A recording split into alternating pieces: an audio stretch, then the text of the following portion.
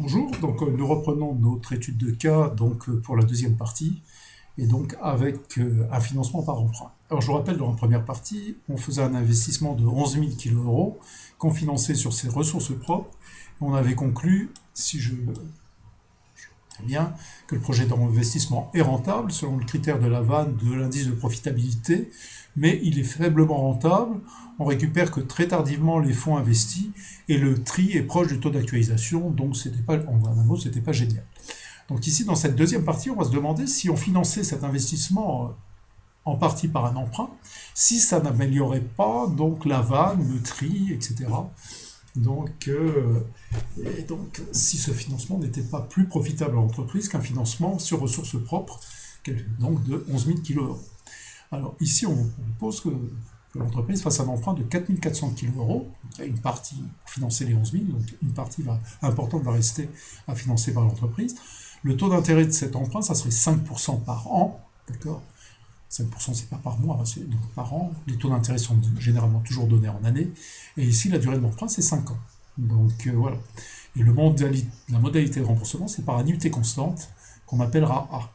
Donc il y a une formule qui est à savoir, c'est la formule de l'annuité constante, que je vous conseille de mettre à l'examen sur l'anti-sèche qui vous est autorisé. C'est la formule de l'annuité constante, qui est égal au capital emprunté que multiplie le taux d'intérêt, le tout sur 1 moins 1 plus t à la puissance moins z, où n c'est le nombre d'années de remboursement de l'emprunt. Donc, testez votre calculette, peut-être rentrer la formule dans votre calculette. Donc voilà, pour avoir l'annuité constante, il y a souvent des erreurs dans le calcul de l'annuité constante. Donc entraînez-vous. Donc ici, tout calcul fait, on trouve une annuité constante de 1016. C'est pas 1016, il y a des chiffres après la virgule, mais pour simplifier, j'ai arrondi au nombre entier, donc ça fait 1016 kg que vous remboursez par an. Donc une fois que j'ai calculé mon annuité ici, qu'on appelle A, je peux remplir ici mes annuités, c'est 1016 tous les ans. Donc tous les ans, je vais rembourser donc 1016. Donc c'est le chiffre que j'ai trouvé là, que je remets ici, donc dans la colonne annuité. Donc au départ, j'ai emprunté 4400. Donc on me dit que le taux d'intérêt de mon emprunt, il est de 5%. Donc ici, je vais payer combien ? Je dois à la banque 4400, le taux d'intérêt est 5%, donc je vais lui payer 5% de 4400 kg, ce qui fait 220 kg. Je sais que l'annuité que je vais payer à ma banque pour l'année 1, c'est 1016. Cette annuité est composée des intérêts et du remboursement de l'emprunt. Donc à combien va s'élever le remboursement de l'emprunt ? 1016 moins 220, et ça me donne donc 796, et 220 plus 796 me redonne les 1016. Donc la première année, je rembourse à la banque 1016, et sur ces 1016, il y a 220 d'intérêt et 796 de remboursement à proprement parler de l'emprunt. Deuxième année, il me reste combien à rembourser sur mon emprunt ? Première année, je devais 4400 à la banque, mais j'ai déjà remboursé à la banque 796. Donc il me reste à rembourser à la banque 4400 moins 796, ce qui me donne 3604. La banque va me calculer sur le capital qui me reste devoir à la banque, 5% d'intérêt pour l'année 2. Donc elle va faire 5% de 3604, ce qui fait 180. Donc ici, mon remboursement d'emprunt, toujours, je sais que ce que je vais mettre là, plus la somme que je vais mettre là, doit me donner 1016. Donc ici, je trouve donc mon remboursement d'emprunt pour la deuxième année. 180 plus 836 me donne 1016. Il me reste combien à rembourser sur mon emprunt ? Il me restait en deuxième année 3604 à rembourser sur mon emprunt. Je viens de rembourser 836. Donc en troisième année, il me reste à rembourser 3604 moins 836, ce qui me donne 2768. Même chose, la banque, la troisième année, va me calculer mes intérêts sur le capital restant dû, c'est-à-dire 2768.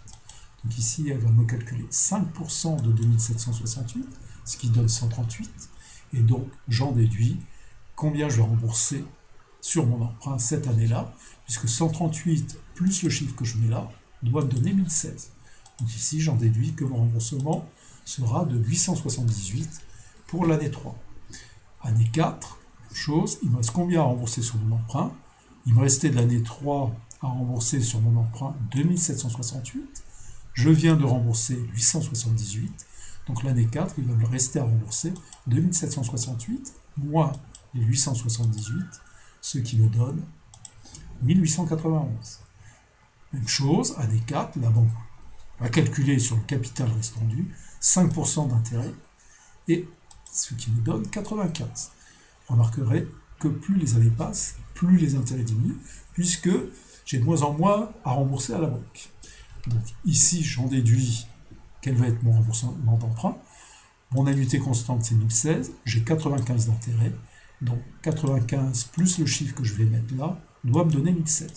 Donc ici, ça me fait 921. Par contre, vous voyez que les remboursements d'emprunt, eux, vont croissant plus le temps passe, pour la même somme à payer chaque année, qui est 2016. Donc, dernière année, qu'est-ce qui se passe? Je devais à la banque en année 4, 1891, je viens de lui rembourser 921 remboursements d'emprunt, donc il me reste à rembourser cette somme-là. Alors, ça diffère un peu sur la dernière ligne. Pourquoi? Parce que c'est la dernière année de remboursement. Donc je dois à la banque encore 968. Donc là, j'inverse.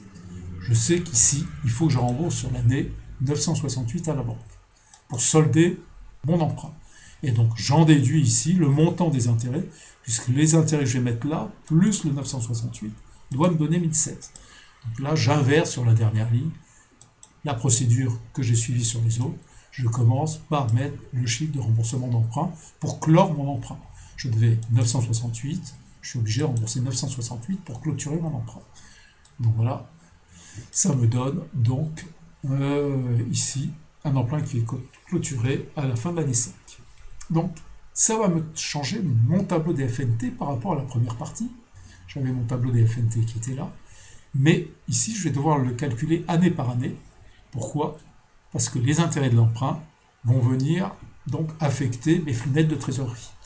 Alors, donc ici, pas de changement par rapport à la première partie. Je remets les mêmes chiffres que j'avais dans la première partie. Voilà.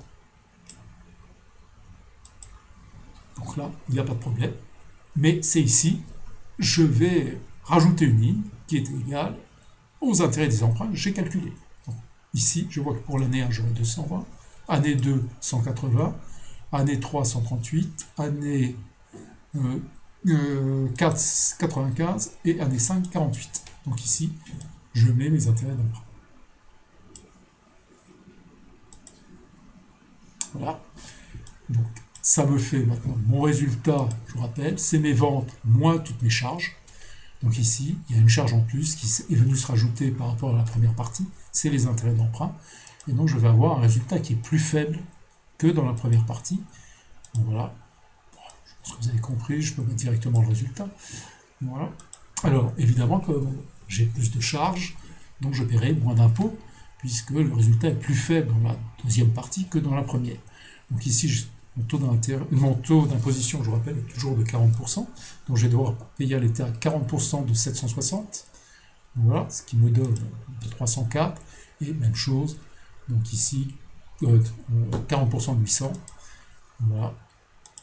Donc 320, donc je pense que vous avez compris, donc c'est 40% à chaque fois de la ligne du dessus. Donc voilà, qu'est-ce qui va rester dans l'entreprise? 760 moins 304, donc ça donne 456, 800 moins 320, voilà. 842 moins 337, 885 moins 354, et 932 moins 373. Donc voilà. Donc, je rajoute toujours l'amortissement, comme dans la première partie. Je sais que l'amortissement que j'ai fait figurer ici, toujours l'amortissement de mes 11 000 kg de matériel que j'achète, de mon investissement, donc que j'étale sur 5 ans. Donc ce n'est pas, je le consomme, mais ce n'est pas de l'argent qui sort de l'entreprise. Je vous rappelle, j'avais donné l'exemple de votre ordinateur, plus le temps passe, plus il perd de sa valeur. Et c'est pas pour ça que vous faites un chèque à quelqu'un. Pour cette perte de valeur, ça ne correspond pas à une sortie d'argent pour vous. C'est la même chose pour l'entreprise. Son matériel perd de sa valeur, mais il n'y a pas de sortie d'argent de l'entreprise. Donc ici, je rappelle, l'amortisseur lui permet par contre de payer moins d'impôts, c'est pour ça qu'on l'intègre dans les charges. Mais ici, on va le réintégrer parce que ça ne correspond pas à des sorties d'argent. Donc je vais réintégrer ces 2200 qu'elle a pendant 5 ans. Et donc, j'obtiens mes nouveaux FNT ici, donc 456 plus 2200, ce qui fait 2000, je ne suis pas sur la bonne case, 2656, 480 plus 2200, ce qui fait 2680. Voilà. Bon, je le fais avec Excel, bon, c'est plus simple, je suis sûr de ne pas faire d'erreur de calcul. Et donc ici, non, 2759. Donc je vais pouvoir maintenant faire mon tableau final et conclure. Donc voilà, je remets mes FNT que je viens de calculer ici, 2656, 2680, etc. Donc voilà. C'est la simple copie. Ah, j'oublie que j'ai rajouté l'année 0.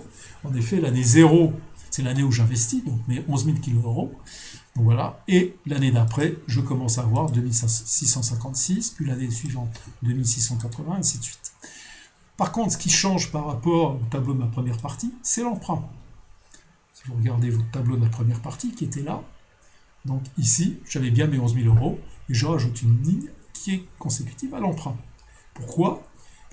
L'année 0, je vais avoir une rentrée d'argent du fait de l'emprunt. Donc voilà, je ne vais pas avoir à débourser 11 000 kg euros parce que année 0, je vais avoir 4 400 euros qui arrivent du fait de mon emprunt. Donc ce qui fait quoi? L'année 0, je vais avoir moins 11 000 plus les 4 400, donc je vais avoir à débourser moins d'argent sur l'année 0, uniquement 6 600 kg euros. Par contre, le remboursement de l'emprunt, donc les intérêts, j'en ai tenu compte dans les FNT, hein, donc voilà, j'ai tenu compte de l'intérêt de l'emprunt dans les FNT qui sont là, mais je n'ai pas tenu compte des remboursements de l'emprunt, c'est-à-dire autant cette colonne-là, j'en ai tenu compte, mais je n'ai pas tenu compte de cette colonne-là. Donc c'est maintenant qu'on va en tenir compte, d'accord, c'est le remboursement de l'emprunt. Donc ici, remboursement de l'emprunt, je vais recopier ma colonne qui est là,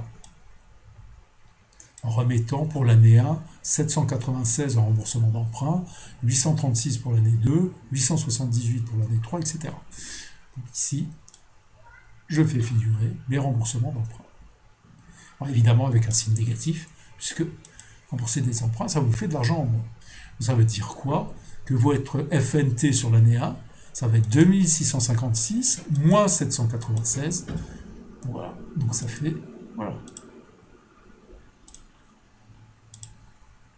Donc, il diminue. Bon, je pense que vous avez compris. Et ça vous fait vos FNT. Alors, je vous rappelle que le taux d'actualisation dans l'entreprise, c'est 7%. Et maintenant, je vais actualiser la ligne du dessus, donc au taux de 7%. Donc, je divise moins 6600 sur 1 plus t à la puissance 0, c'est-à-dire 1. Donc ici, je retrouve mon moins 6600. Ici, je vais diviser mon 1860 kg euros sur 1 plus t, donc 1 plus 7% à la puissance 1. Donc ici, je vais trouver un peu moins de 1860. Ici, un peu moins, alors là, je vais diviser par 1844 par 1 plus 7% à la puissance au carré. Je vais peut-être grossir un peu pour que vous voyez mieux la formule que j'ai rentrée là-haut. Ça va mieux. Donc voilà. Je vais vous montrer plus la formule. En tout cas, vous la voyez ici, la formule. Voilà. Donc je divise par D74, qui est cette cellule-là. Pardon, D74, qui est la cellule où j'ai 2. Et donc, je vais trouver 1611. Ici, 1491, donc je divise 1827 par 1 plus 7% à la puissance 3. Ici, 1810 divisé par 1 plus 7% à la puissance 4. Et ici, 1277 sur 1 plus 7% à la puissance 5. Alors, je vous rassure, il y a des centimes, mais il y a des chiffres après la virgule, mais j'ai arrondi en nombre entier. Donc voilà. Alors, je peux avoir ma vanne. Je sais que ma vanne, c'est quoi? C'est égal à la somme.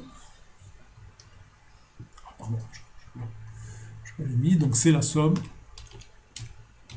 des FNT non actualisés. Donc, voilà. Et j'obtiens ma vanne. Ah, j'ai pas dit la somme. Donc, voilà, quand on fait des petites erreurs de manipulation, donc ici c'est moins 6600. Moins 6600. Voilà, hop. Donc c'est la somme. Donc c'est parce que j'ai pas mis. Voilà. Pas parce que j'ai pas mis égal somme. J'ai oublié de mettre le égal. C'est la somme de tout ça. Ma vanne. Et voilà. Donc ça fait 898. Et mon tri. Alors je vous rappelle comment on obtient le tri. Vous prenez vos FNT non actualisés, donc toute cette plage-là, et vous calculez le tri. Donc vous voyez bien, j'ai mis B78 à G78, et vous appelez la fonction tri, et on trouve 11,99%. Si maintenant je regarde par rapport à la première partie de mon exercice, qu'est-ce que je regarde? Je regarde, vous avez la vanne, vous avez le tri. Revenons à la première partie. Donc la vanne 898 est beaucoup plus importante avec un financement par emprunt qu'avec un financement sur ressources propres. Mon tri, je crois que c'est 12,98 de mémoire. Or, ici, il était de 8,45. Je vous rappelle, plus le taux interne de rentabilité est important, mieux c'est pour l'entreprise. Donc ça veut dire que votre investissement est rentable pendant un temps beaucoup plus long. Donc il est rentable jusqu'au taux d'actualisation ici de 8,45%. Tandis que là, il est rentable jusqu'à un taux d'actualisation de quasiment 12%. Donc on voit ici, on va conclure là, que voilà, le tri du financement avec emprunt, et là on ne vous le demandez pas, j'ai calculé la vanne, et la vanne de l'investissement est bien supérieure dans la solution avec emprunt à la solution sans emprunt. L'investissement est donc plus rentable s'il est financé par emprunt. C'est ce qu'on appelle l'effet de levier. Le fait de s'endetter accroît la rentabilité des investissements de l'entreprise. Donc c'est ce qu'on appelle en anglais le leverage buyout ou l'effet de levier. Voilà, écoutez, j'espère que je ne suis pas allé trop vite et que vous aurez à peu près compris ce que je voulais vous dire. J'espère que vous êtes comme ça bien préparé à l'examen.